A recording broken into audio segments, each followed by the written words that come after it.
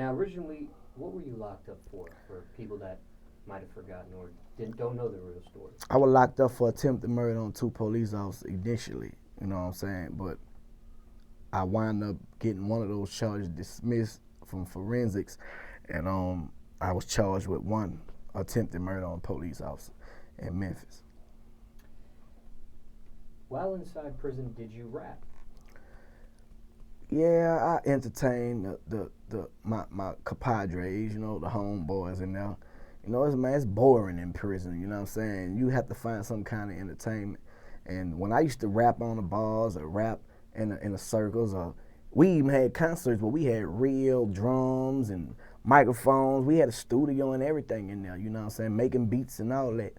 So I joked my time out doing what I love to do and entertaining people that was going through it. They probably was down and be like, man, Turk, spit this one, spit that one, and I do it. You know what I'm saying? Just on some real nigga shit. What about writing? Were you writing in prison too? Yeah, I wasn't only writing raps. I wrote a screenplay called Reckless, about my life. The whole play on, you know what I'm saying, everything about me that went on with me, Cash Money. I also wrote a book called The Autobiography of Turk, which will be out soon. It's an autobiography about my life. And I wrote a lot of jailhouse raps, you know what I'm saying? Just talking about the system. When I came home and I dropped the first mixtape, man, that's all I was talking about, man. Blame it on the system, man. Yeah, when you stuck in that mindset, that's what you see. So that's what your story gonna be. That's your life. I couldn't talk about me doing nothing else because I wasn't into that type of life. I only could talk about what I'm going through.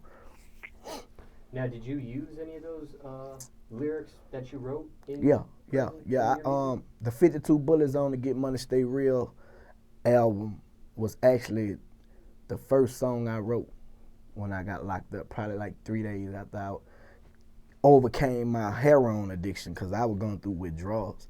And that was the first song I wrote. I'm talking about the first song. I have the date on the yellow paper that I wrote it on. You know what I'm saying? So, yeah. Now, for somebody going into prison for the first time, what are some do's and don'ts? Man, you just got to respect yourself and respect everything around you.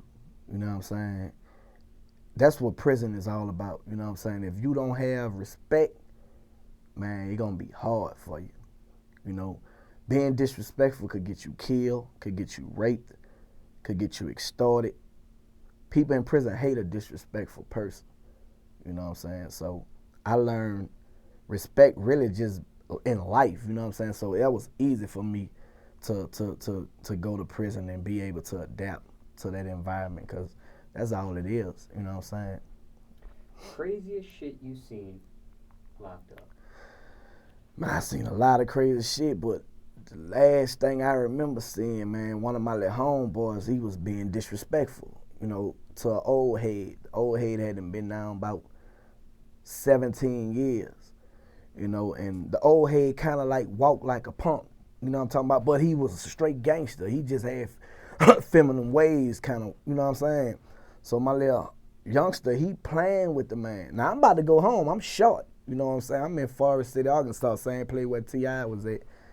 So we all went to sleep that night, you know what I'm saying? So I told my little homeboy before we went to sleep, I'm like, man, look, I'm about to go home, homie. If you get into it with this, man, you know what it gonna bring, man. I'm not riding with you.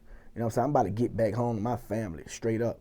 Because when one get into it, everybody got to get into it. That's how that shit go. Politics, prison politics.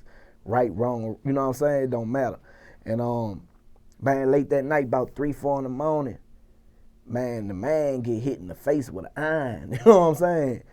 And the other, and he hit not only him, but he hit another one of the homeboys, because he know, shit, if I don't get him, I got to get him too, because they all going to ride together. So he was going on a spree just looking for all his homeboys. So happened, I'm in a whole nother room. You know what I'm saying? I ducked that, but I was asleep in my sleep, and for him to do that, you wouldn't have never expected somebody you thought was a punk, you know what I'm saying, to almost kill you in your sleep.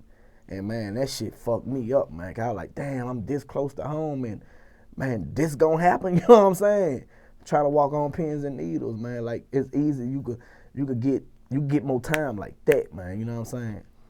So, yeah, that was some crazy shit right there. What kept you motivated? People turning their back on me, bro. You know what I'm saying? Like, that shit hurt it, man, when you got niggas that's on the street. And don't get me wrong, no nigga owe you nothing. But I feel like if you came in the game with certain niggas and you get in a situation, no matter what then went on, but you came in the game with these niggas, down the line, some kind of way, you got to have a heart. You know what I'm talking about? And just not to have that support of people who I thought would support me. You know what I'm saying? That kept me motivated to keep on fighting, keep on pushing. When I get out, I'm going to show the world. You know what I'm saying? And basically, that's what I've been doing, man, with my whole movement. I've been doing it on my own. Me and my team. Y&T people say, why you ain't signed to no major? Because the major ain't come looking for me. You know what I'm saying? So I'm major, you know what I'm talking about? And I just be pushing, man, and God been blessing, you know what I'm talking about?